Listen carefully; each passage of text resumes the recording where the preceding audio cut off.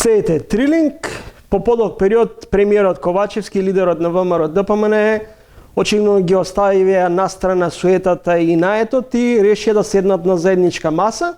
Во ова издание на Трилинг мој советник е поранешниот министер и член на извршниот комитет на ВМРО ДПМН Никола Тодоров. Дали Ковачевски и Мицковски демонстрираат кооперативност или зад средбата гледате взаемен бизнис интерес? Јас се надевам дека е кооперативно, зашто што ако е бизнис интерес во вакво време, тоа ќе биде више катастрофа. И тоа искрено не сакам ни да помислам дека можно е да стои некаков таков заеднички или взаемен интерес. Ова не е време, никое време не е за тоа, ама ова најмалку. Сега треба заедно да соработуваат, затоа што бизнис секторот е веќе пред колапс. Не знам дали тоа го гледаат или ако го гледаат зашто ништо не преземаат. Затоа што сега како адвокат веќе 5-та година функционирам, работам тоа со компании, со фирми, стопанско граѓанско право. Се среќавам со многу од нив, 32 денари киловат плаќа, тоа е 500 евра мегават. Ми велат како да бидеме ние конкурентни на нашиот пазар, не на странски пазари. Кога српските фирми функционираат со 86-87 евра за мегават.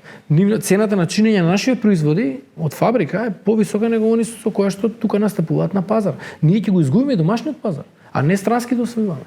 Тоа што ќе значи? Тоа значи катастрофа за економијата. Тие 600 и кусур илјади вработени во приватниот сектор, тие ранат над 1,1 милион останати во државата. По статистиките. Пред речиси 2,5 години, јуни 2020, бевте гостин во Трилинг, во екот на пандемијата. Тогаш сугериравте дека е неопходно формирање на широка влада со став. Ниту СДСМ сама, ниту ВМРО ДПМН сама може да ја преброди тогашната здравствена криза. Прашањето кое сега ми се наметнува, дали владата на Димитар Ковачевски во моментов има капацитет да се справи со економско-енергетската криза? Никогаш не е време за широка коалиција, ако ги прашаш партиите што се на власт или во опозиција, но секогаш кога има криза е подобро решение некакво.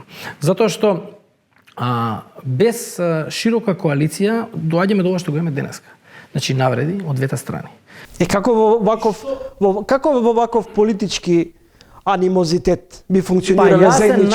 Јас се надевам дека ако седат заедно во влада еден поред друг, ќе биде срам да се окажуваат тоа што се окажуваат секој ден. Мислам дека треба да има некаква човечка скрупула, така која што нема да ти дозволи да така го навредуваш и омаловажаш тој што седи до тебе секој ден. И во една таква ситуација веројатно и тензијата ќе падне. А сега што имаме? Они се навредуваат, а бизнисов пропаѓа. И никој не ги слуша. Ова ви изгледа на здрав политички амбиент? Не, ова ми изгледа на болен политички амбиент. На политички амбиент во кој што нормален човек не би се вклучил да парципира. И ако ова вака продолжи, нормален човек во политиката нема да сака да влезе. Па зашто би влегол во политиката некој за секој ден за себе да слуша некои вакви епитети и вакви омаловажувања? Нема да сака. И ќе остава тоа така да биде и ќе имаме негативна селекција. И таа негативна селекција ќе доведе до секојдневно подлабоко и подлабоко тонење на државата во секој поглед. Во секој поглед и после ќе се чудиме зашто ни се селат луѓето. Се селат луѓе од Македонија добро ситуирани. Значи не се селат веќе за пари, не идат да бидат од економски причини да работат, да најдат подобра работа таму. Не, се селат добро ситуирани луѓе што имаат и стан, и кола, и добри работни места и релативно добри примања. Амбиентот некогаш е неиздржлив. Во Дуи не гори, барем според зборовите на лидерот на интегративците Али Ахмети, привремено е изгаснат пожарот од кој го ја запали огнената група предводена од поранешниот градоначалник на Чаир Изет Меджити. Меѓутоа, дали овие превирања во Дуи може да имаат рефлексија изврз севкупното функционирање на парламентот, на владината коалиција, а може да имаат и последици врз СДСМ и владата. И владата. Можно е да имаат, иако интересно е ова, но личи како Дуи да покажува некаков демократски капацитет поголем, дури и од ВМРО и од СДС. Има некои внатрешни превирања кои што они ги решаваат со разговор. И тоа е интересно. Во ВМРО внатрешни превирања се решаваат со омаловажувања, исклучувања и така натаму. Овдека и во СДС исто гледам и таму има, нели, меѓу градоначалникот од Куманово и така, што беше тоа. Така се решаваат. Во ДУИ гледам се решаваат со разговор. И тоа е вака доста интересно за посматрање од страна, но и поразително за ВМРО и СДС. У исто време, тоа мора да се признае. Премиерот Ковачевски вели стабилна е владината коалиција, нема потреба од никакви измени, ќе има мала корекција во однос на Министерството за труд и социјална политика, но владата функционира со полн капацитет. Па видите, јас сум го зборал тоа, на ДУИ во овој момент нема одговара. Некаква сериозна реконструкција или некаква промена на оваа политичка сцена, затоа што во овој момент има силна моќ во владата. Многу силна моќ, што после некакви предвремени избори Речи си клучните ресори се во рацете на ДУИ. Така да, од тој аспект ДУИ која ќе тргне, веројатно ќе најде начин како да си ги реши тие проблеми внатре, за да се задржи оваа моќ што ја има на политичката сцена сега, која што никогаш порано ја немало.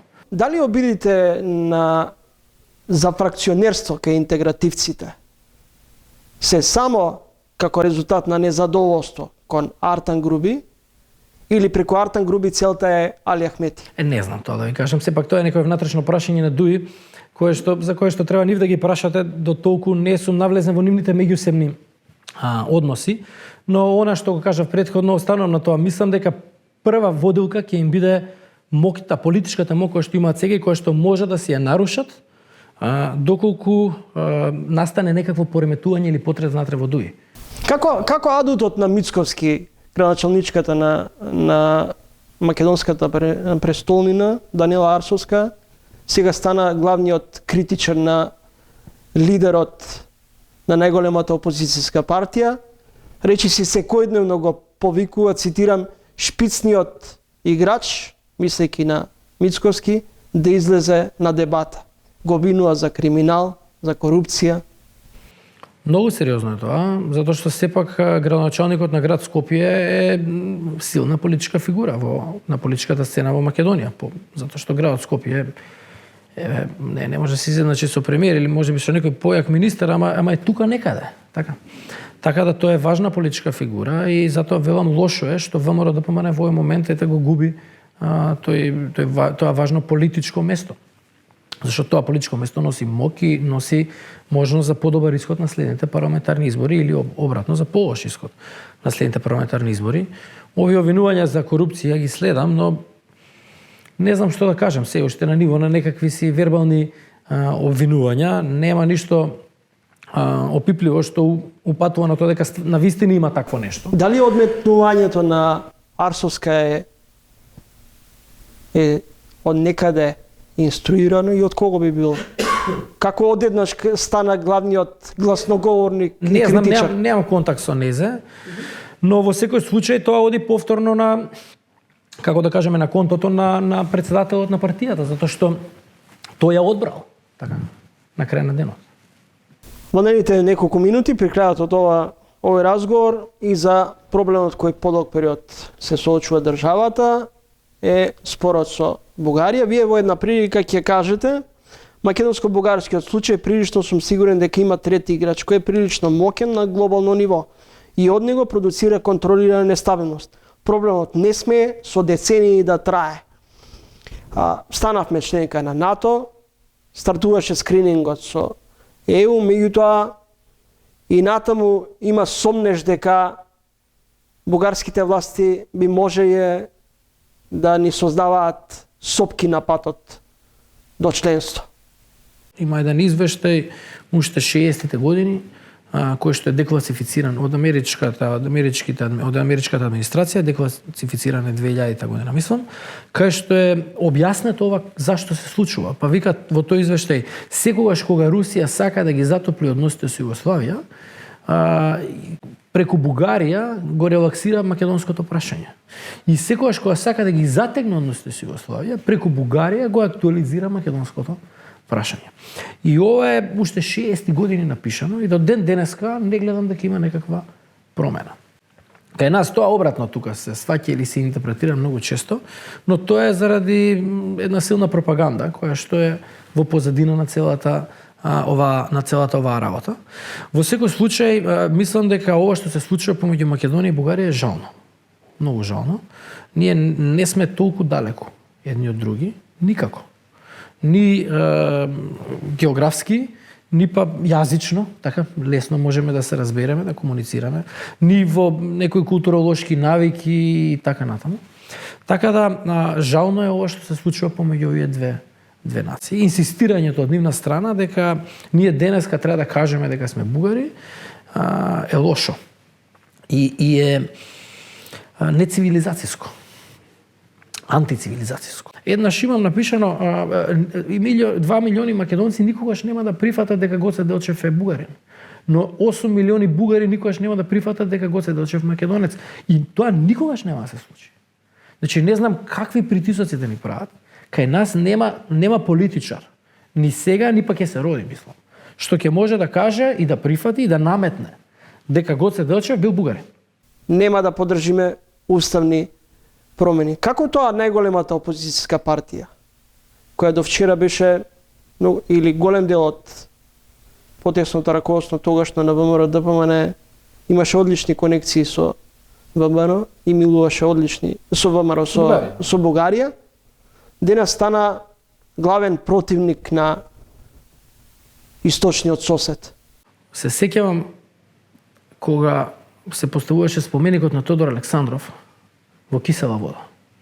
СДС не направија протести и скандираа бугари против демек за ВМРО. Сега ВМРО скандира на СДС дека се тие бугари. Чудно, многу чудно. Во секој случај ќе се вратам на оно што го кажав. Мислам дека екстремните политички ставови на луѓе кои што се или мотивирани или па тоа има единствена политичка тема на која што знаат нешто да кажат. Тотално ја утињаме поентата. Замислете, оние во Франција и Германија кога ја правеле Европска унија повеќе се сакале од ние со Бугарија се. Па окупатори, па фашисти, па не знам антикомунисти, па не знам какви работи се враќаме, Хитлер и што спориме за тие работи. Па оние направиле Европска унија непосредно после Втора светска војна. Уште што се вели раните не биле доволно залечени. Повеќе се сакале, не сватиле дека компромисот и соработката водат кон успех. Кавгата води кон регрес. И затоа ние имаме успешна европска приказна или успешна Европска унија од една страна и неуспешен Балкан од друга страна, пошто сите овде на Балканот сме како рогови во вреќа. Сите меѓу нас имаме некаков спор. А тие спорови, што е најинтересно, подобро се разбираме. Ние и бугарите, србите ќе се разбереме без проблем вака да седнеме на маса. Германците и французите потешко ќе се разберат да седнат на маса. Ама они полесно се разбрали и нашле начин како да функционираат. Ние не можеме. Значи до нас е. До Балканов е. Како да не сакаме да се развиеме. Како да сакаме да останеме некаква црна дупка во Европа. И тоа е она што ми пречи многу и што мислам дека се дека овие гласни типови кои што како да ги наречам, кои што имаат екстремни ставови, се главни. Господин Тодоров, на крајот, каде води ваквата деструктивна политика и од едната и од другата страна? За бугарите ме прашувате. Да. Води до тоа децата на моите деца и нивните внуци да зборат за исто прашање. До тоа води.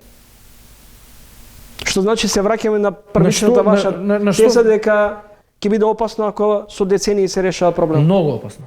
Многу опасно, затоа што видете се, ние во Македонија не се само македонци. Тоа е факт, има и албанци, турци, роми, срби, така натаму. И закочувањето на европскиот пат ќе има импликации одека.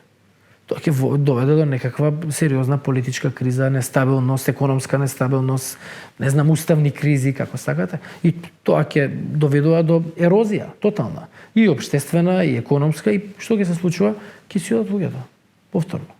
А од друга страна, демографијата не е страшна. Страшна е демографијата. Значи, ја сега за ова за референдумов што го предлага ВМРО, имав некоја колумна и за тоа, па во Македонија во момент нема 900.000 полнолетни македонци.